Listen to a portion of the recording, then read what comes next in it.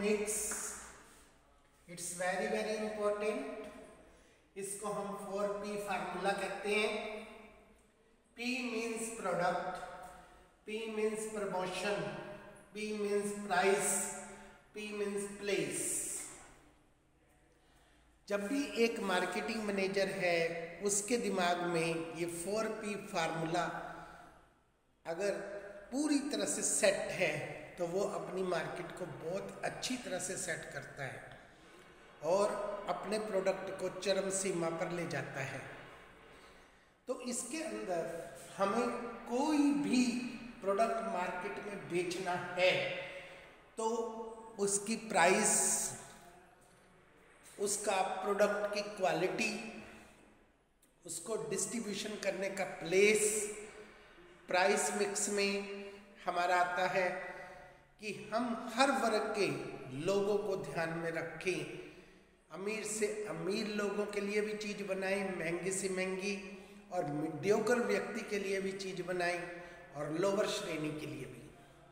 ऐसे ही प्रोडक्ट बनाते समय आपने उसका ब्रांड ध्यान में रखना है, उसकी लेबलिंग ध्यान में रखनी है, उसका डिज़ाइन ध्यान में रखना है, उसका स्टैंडर्ड ध्यान में रखना है, उसकी पैकिंग ध्यान में रखनी है, उसका नेम ध्यान में रखना है। इन सब बातों को हम लोग प्रोडक्ट मिक्स कहते हैं।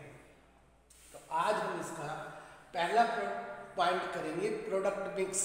किसी भी प्रोडक्शन को तैयार करते समय आपके दिमाग में उस प्रोडक्ट की साइज़ क्या होनी चाहिए, उसका डिज़ाइन क्या होना चाहिए, उसकी पैकिंग स्टैंडर्ड क्या होनी चाहिए, उसके ऊपर लेबलिंग क्या होनी चाहिए, उसके ऊपर ब्रांड क्या होना चाहिए। इन सब बातों को अगर आप ध्यान में रखकर बनाते हैं तो वो कहलाता है हमारा प्रोडक्ट मिक्स। प्रोडक्ट मिक्स का हमारा पहला पॉइंट आता है ब्रांडिंग। जैसे एक बच्चा जन्म लेता है तो उसके माँ बाप उसका नाम रखते हैं, इसी प्रकार से हमारी कंपनियां किसी भी प्रोडक्ट को लॉन्च करती हैं, वो प्रोडक्ट मार्केट में किस नाम से जाना जाएगा, कैसे उसको पहचाना जाएगा, जो लोग उसका नाम नहीं बोल सकते हैं, और उसके ऊपर किस कलर का लेबल होगा, और उसके बीच में किसी भी प्रकार की और हमने सुजेशन के लिए स्लिप डालनी है, वो सारी बातों को शामिल करके जो बनता है उसको हम ब्रांड कहते हैं। तो ब्रांड के अंदर सबसे पहले होता है हमारा ब्रांड। जैसे हम अंकल चिप्स कहते हैं, ये हमारा ब्रांड है। फिर उसके बाद होता है ब्रांड नेम, जिस नाम से उसको पुकारा जाता है उसको हम लोग ब्रांड नेम कहते हैं। जैसे आप लोग सैमसंग टीवी कहते हैं, LG टीवी के नाम से पुकारते हैं, तो ये ब्रांड नेम है। ब्रांड मार्क एक हमारा चिन्ह होता है, जिस चिन्ह के द्वारा उस प्रोडक्ट को पहचाना जाता है।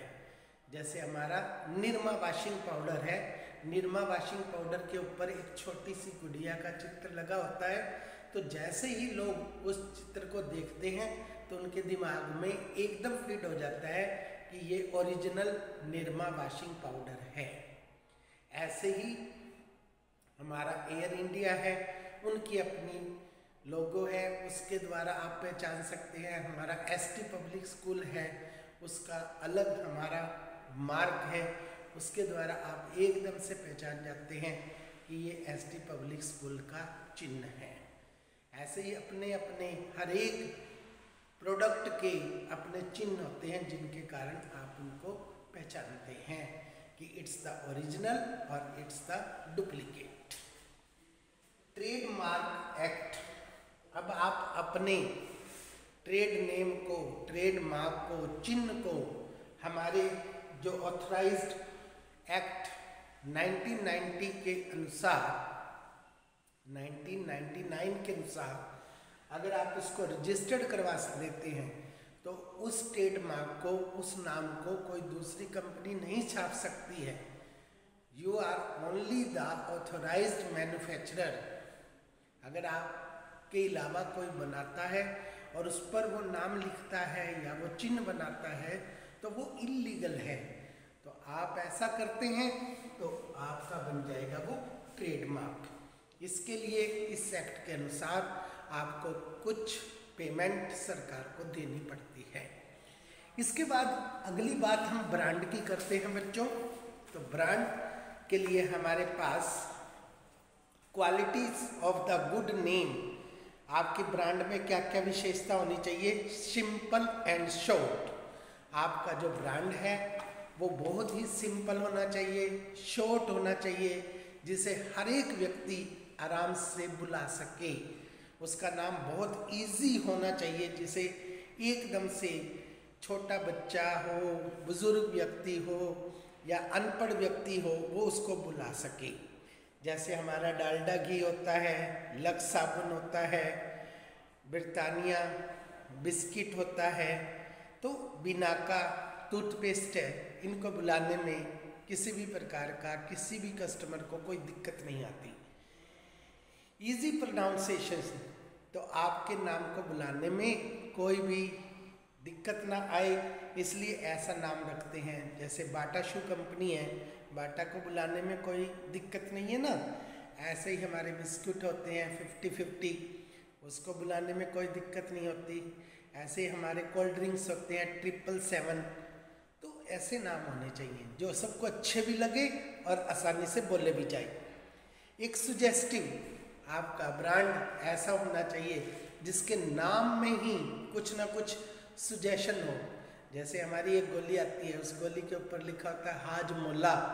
हाजमोला मीन्स आप इस गोली को खाते ही आपको जो खाया पिया है वो अपने आप ही क्या हो जाएगा, हजम हो जाएगा।